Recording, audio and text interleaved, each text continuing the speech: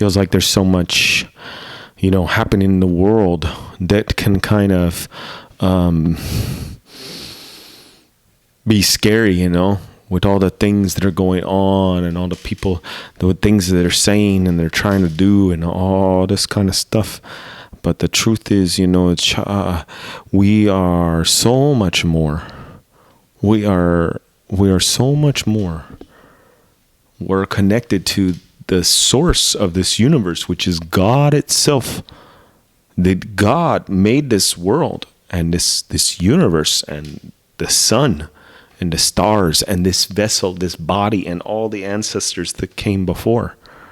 And so, sometimes different institutions that want to push us down or stop us from exploring that or being part of that, or want us to be summed up to something simpler, like cogs in a machine, or like a labor force, and there's nothing wrong with being a cog in a machine. There's nothing wrong with doing some labor and being good at it, being a force of labor. That's great. There's nothing wrong with that. But there are groups that maybe sometimes want that to be all that we are. That's what we are reduced to, the only thing that we are. And we're so much more than that, so much more than that. And the universe is so much more than that. And it was built on something that was so much more than that.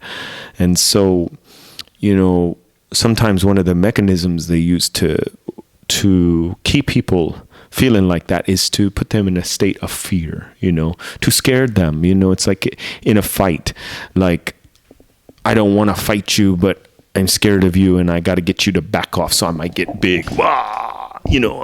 I might start talking, what do they say? Talking trash, you're this, you're that. Oh, I'll do this to you, You try to scare the person, scare them off, because you don't want to get into that. You don't want to get into that fight, And so this is a lot of times what gets handed down to us too, is a lot of pushing through, trying to make us afraid, trying to posture in a way to make us afraid. And it's important at those times to recognize when we're finding ourselves in a state of fear. What are we listening to? What are we looking at that's making us be in a fearful place? A lot of times too, with that talking trash, the people that talk trash, I kind of look at some of the fights sometimes, and some of the people that talk trash, they're trying to get the person in their head. They say it in different ways. They say get them in their head, or get in their head, or they say also get them in their emotions. Basically get them in a place where they're being passionate emotionally, and they're not thinking logically, or they're not emoting through wisdom.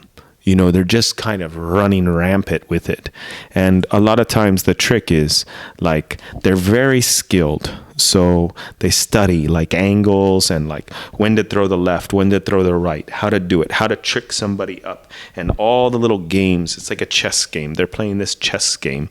And if they can get their opponent to be moving in brash, big, emotional ways of passion, and not critically on their chess game, making the pieces do this and this and doing this trick and that trick and moving around the corners.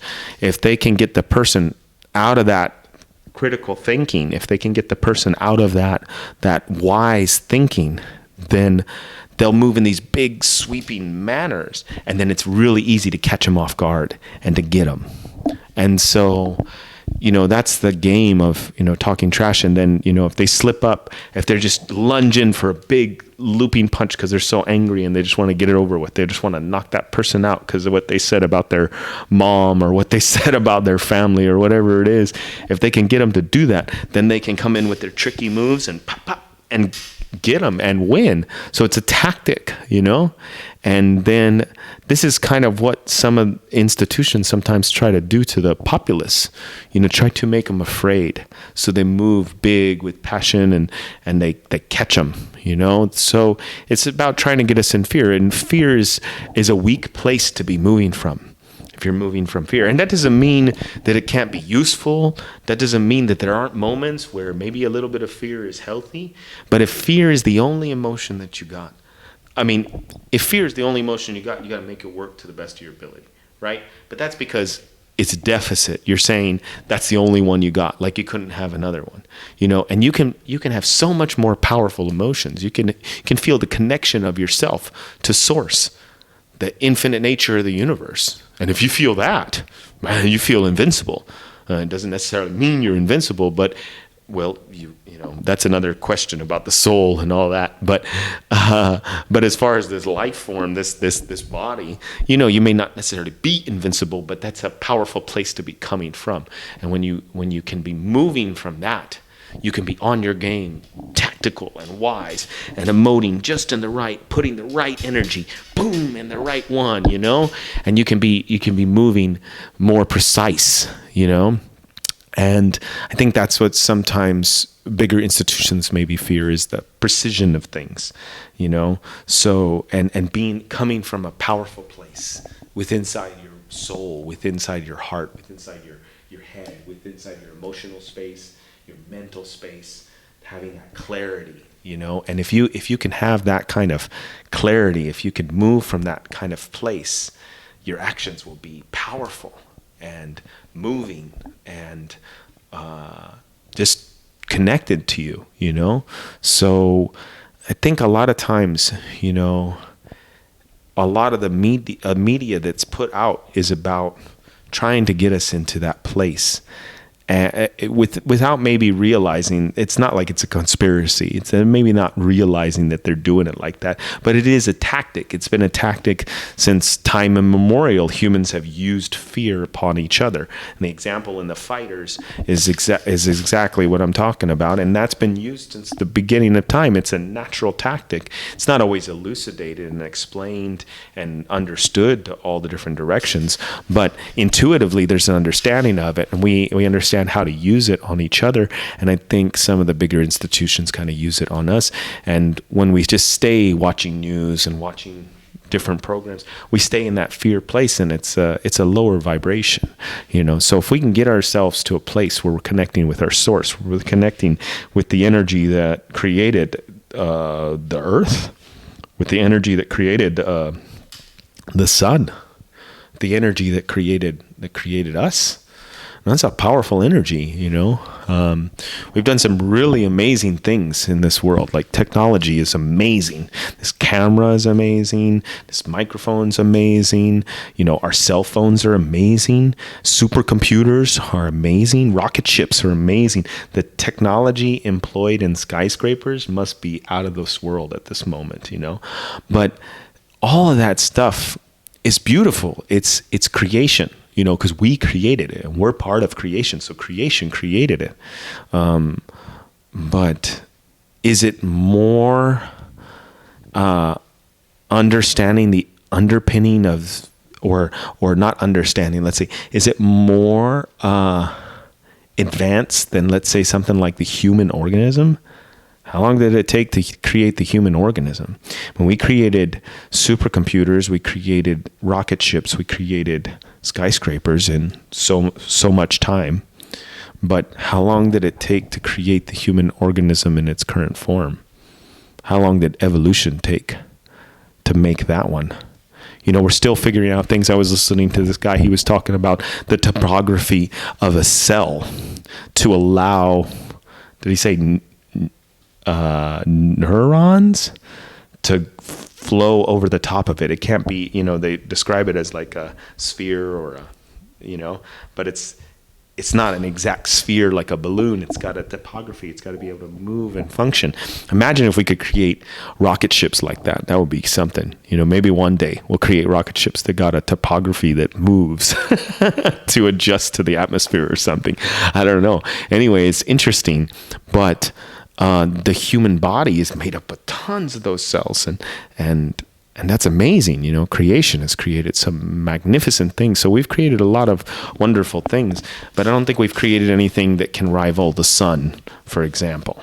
I don't think we've created anything that can rival the tides and the mechanism that they perform on the planet. So there's a lot that this universe has created. Anyways, why was I talking about that? Because we're talking about fear, and we're talking about coming from a place in the heart, coming from our source, coming from a place of feeling that connection to all of creation, and coming from a more powerful place. Anyway, there's so many things that are man-made and they're beautiful, but the power of the universe and the things that the universe has created are immense as well. And if we can do a little bit just to connect in with ourselves, instead of being always in a fear mode, always being in a place where we're looking out for this or we're looking out for that. Doesn't mean don't look out, be blind, be dumb to what's going around you. No, you look, pay attention, see what's going around you. But how much time are you devoting to it? Is when you're on your screen, is 90% of it news and then only 2% this, or, is there more of a balance? So anyways, just thinking about that and being in a place where we're connected to ourselves and recognizing when something puts us in fear and dealing with that emotion, understanding where it's coming from, seeing what it is, and also seeing how many things are going right. I like this one thing I heard about, there's so many things that are going right. Like even to be sitting here talking to you, like my bones got to work. My mouth is working. My tongue is working. My lungs are working. My heart is working. This microphone is working. This cable is working. This camera is working. This table is standing up, and gravity is happening here and making all this possible. The oxygen in the room is here. These walls are standing up. It's amazing how many different things are working in any given moment if we think about it, And a lot of times something that comes through on our screen, some things that are shown to us, they're telling us about all the things that are breaking down. And yes, most certainly that is true. There are definitely things breaking down, but there are also tons of things happening.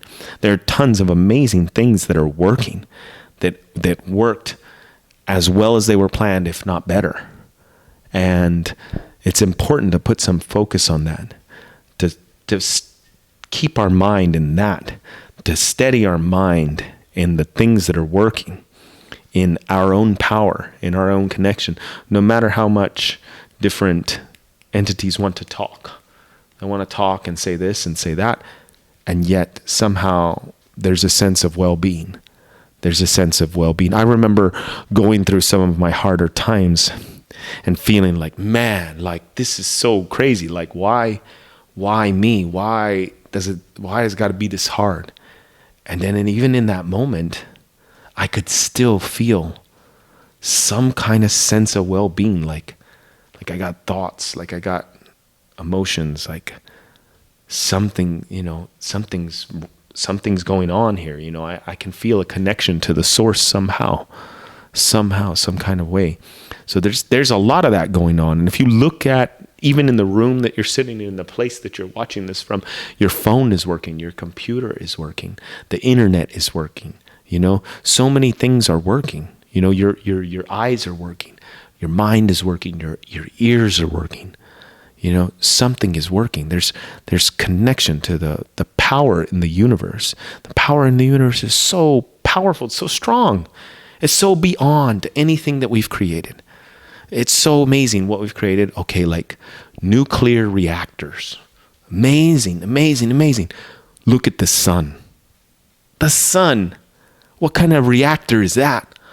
How long has that been going without stopping? That's incredible. It's incredible what's working. Imagine if we built a sun, a star. If we could deploy spaceships off the earth and build another star and get it to run for all the millions of years that the sun was running. And at this current moment, after millions of years of the sun running, it's still going. Can you imagine what we would think of ourselves? We would be like, man, we're gods. We're the most powerful thing in the universe. The universe created the sun, and it did that, and it's going. Man, God is amazing, huh? God is amazing. This life is amazing. Anyway, I just leave you guys with a little bit of that thought, a little bit of that feel good energy, Feel something good about this life. Feel something good about yourself. You're beautiful. There's a way forward. Despite all that you've been through, there's a way forward. There's something there for you. There's something there for you in this world. You just got to find it, and you got to connect to that thing inside of you too. That thing inside of you.